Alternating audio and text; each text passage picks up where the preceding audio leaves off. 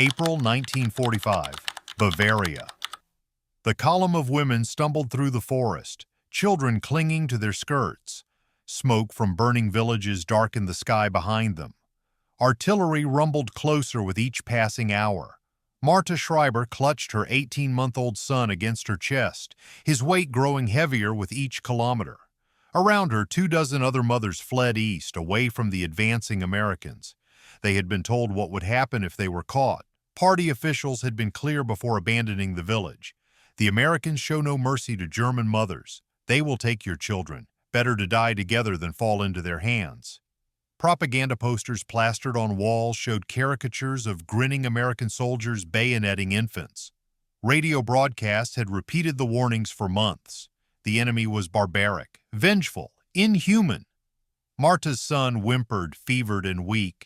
She had not eaten in 3 days, saving the last scraps of bread for him. Her milk had dried up weeks ago. Other children in the group wailed with hunger. A toddler no older than 2 limped on blistered feet. An infant barely moved in its mother's arms. When the jeeps roared out of the tree line, engines snarling, the women froze.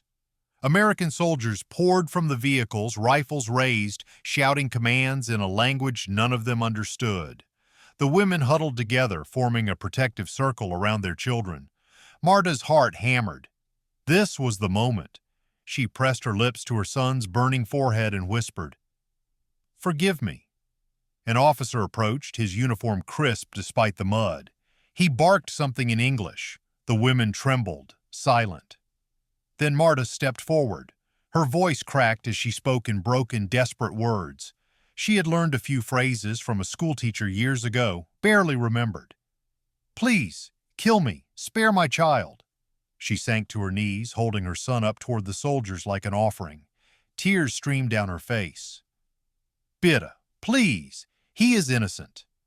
Around her, other women fell to their knees, echoing her plea in German. "Töt mich, verschone mein Kind.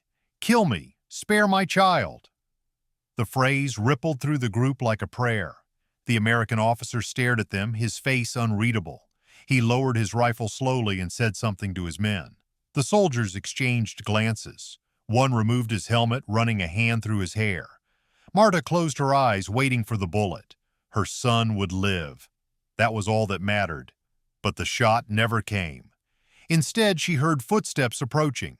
She felt a hand, gentle, touch her shoulder. She flinched but did not pull away.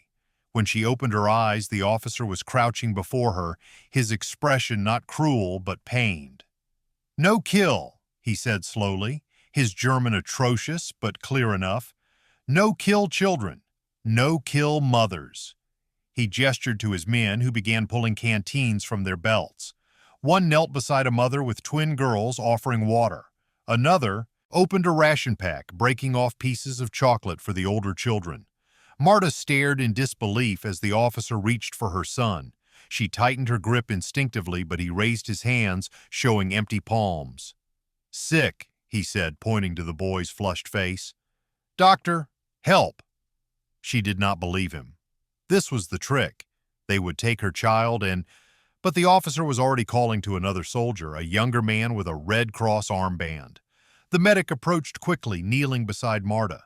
He examined her son with practiced efficiency, checking his temperature, listening to his breathing. He said something in English, then pulled a small glass vial from his bag. "Medicine," the officer translated haltingly, "for fever." The medic administered the dose with steady hands, then wrapped the boy in a clean blanket pulled from his pack. He handed the child back to Marta, his eyes kind.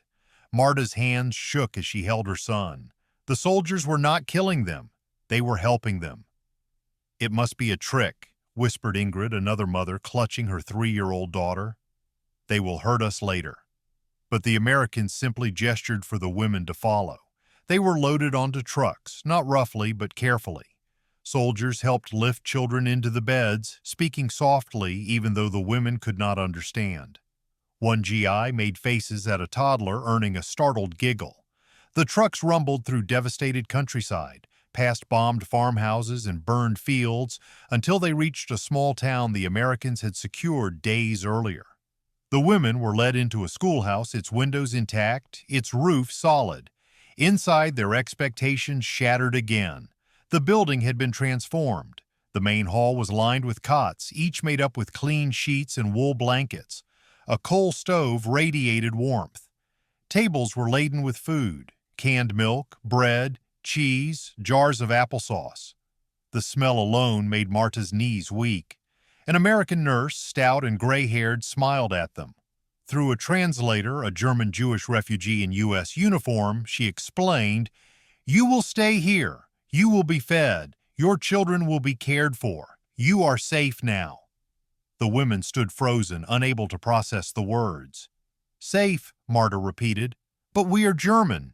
You are—" "We know," the translator said gently, "but your children are hungry, and ours are not monsters."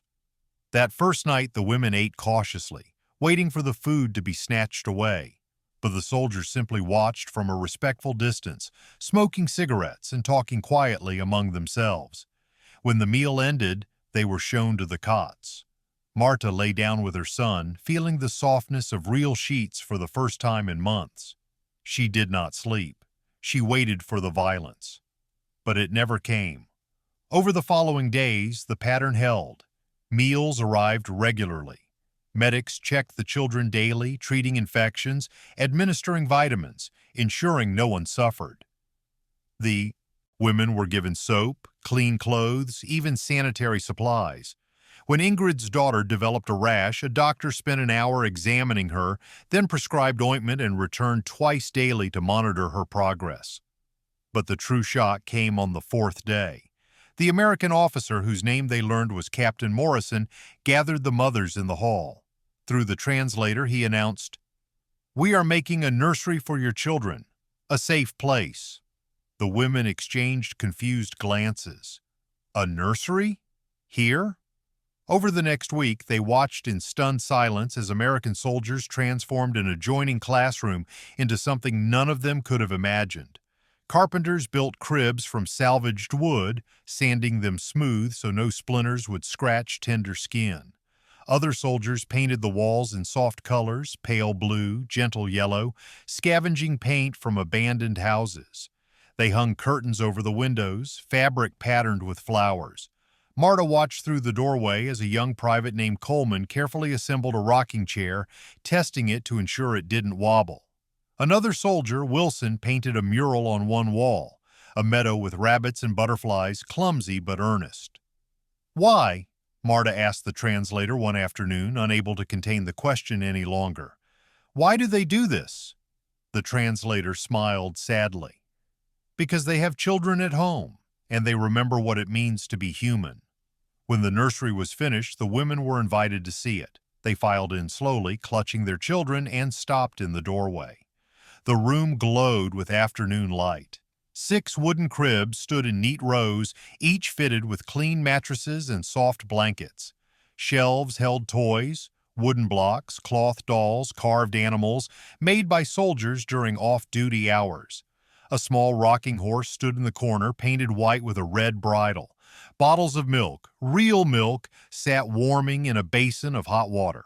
Marta's breath caught. Her son reached for a wooden rabbit on a shelf, and she let him take it. He clutched it to his chest, examining it with wonder.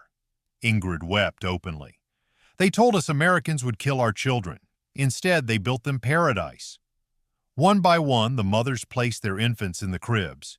Babies who had slept in ditches and cellars in their mother's arms while bombs fell now lay on soft mattresses beneath painted butterflies. The sight was almost unbearable. Marta stood beside her son's crib, watching him drift to sleep clutching the wooden rabbit. The cognitive dissonance tore at her. She had been prepared to die. She had begged soldiers to kill her and spare her child. She had believed with every fiber of her being that Americans were monsters. Yet here she stood in a nursery they had built with their own hands. That night, unable to sleep, she found Ingrid sitting by the window. "I don't understand," Marta whispered.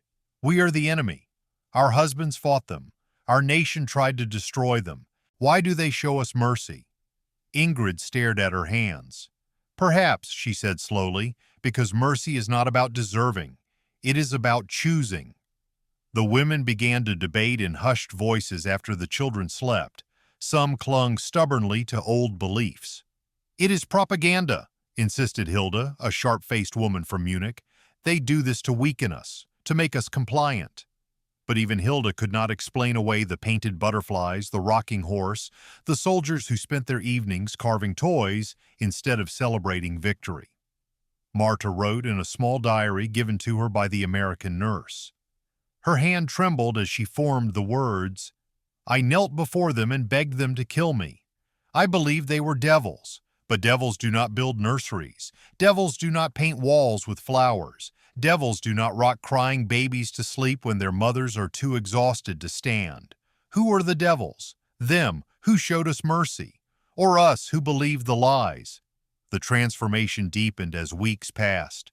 The children thrived, cheeks filled out, laughter returned. Marta's son's fever broke and he began crawling, exploring the nursery with delighted squeals. Ingrid's daughter learned to say thank you in English, repeating it to every soldier who passed. Captain Morrison visited the nursery daily, often bringing small gifts, a bar of chocolate, a picture book, once a music box that played a lullaby. He never stayed long, but his presence was steady, reassuring. One afternoon, Marta gathered her courage and approached him. Through the translator, she said, "I told you to kill me. I thought you would hurt my son. I am ashamed." Morrison's expression softened. "You were protecting your child. That's not shameful. That's love." "But we are German, and I'm American," Morrison interrupted gently. "But your son isn't a soldier, and neither is my daughter back in Vermont. War is fought between men. Children just need to be safe." Marta's eyes filled with tears. "Everything we were told about you was a lie." Morrison nodded slowly. "Probably, but you know the truth now." News of Germany's surrender reached them in early May. The announcement crackled over a radio in the hall. Some women wept with relief. Others sat in numb silence. The Reich that had promised to last 1,000 years had crumbled in 12. That evening, Captain Morrison gathered them once more. "The war is over," he said. "You will be repatriated soon. You'll go home to rebuild." "Home," Marta repeated hollowly. What home? Her village was ash, her husband dead on the Eastern Front. Everything she had believed was revealed as lies. But then she looked at her son, playing with the wooden rabbit in the nursery, and she understood. Home was not a place. It was wherever her child was safe. Morrison continued, "We built this nursery not because we had to, but because we wanted to. Remember that. Remember that even in war, humanity survives." The repatriation began in June. The women were loaded onto trucks with their children, carrying bundles of clothes, food, and toys the soldiers had given them. Marta clutched the wooden rabbit, unable to leave it behind. As the truck pulled away, she turned to look back at the schoolhouse. Captain Morrison stood in the doorway, hand raised in farewell. Beside him, Private Coleman held the rocking horse they had built. Marta raised her hand in return, tears streaming down her face. The journey back to Bavaria was long. The landscape was devastated, cities flattened, bridges destroyed, refugees crowding the roads. When Marta finally reached the ruins of her village, only 3 buildings stood intact. She found shelter in a cellar and began the work of survival. Food was scarce, work exhausting, but she had her son, and he was healthy. The medicine the Americans had given him had saved his life. Years passed. Germany rebuilt slowly, painfully. Marta remarried, a widower with 2 children of his own. She rarely spoke of the war, but she kept the wooden rabbit on a shelf, polished carefully each week. When her son was old enough to ask about it, she told him the truth. "When the Americans found us, I begged them to kill me and spare you. I believed they were monsters. But instead of killing us, they built you a nursery. They painted walls with butterflies. They gave you milk and blankets and toys." Her son, now 10, touched the rabbit gently. "Why, Mama?" Marta's voice was soft. "Because they chose mercy when they could have chosen revenge. Because they saw children, not enemies. Because humanity is not destroyed by war, only hidden. And sometimes, if we are very lucky, someone reminds us it still exists." She paused, then added, "I knelt in the mud and begged for your life. but they gave me mine as well. Not my body. They never threatened that. They gave me back my humanity. They showed me that the world is not divided into monsters and victims, but into those who choose cruelty and those who choose compassion. Decades later, in the 1980s, Marta's son would locate Captain Morrison through veteran registries.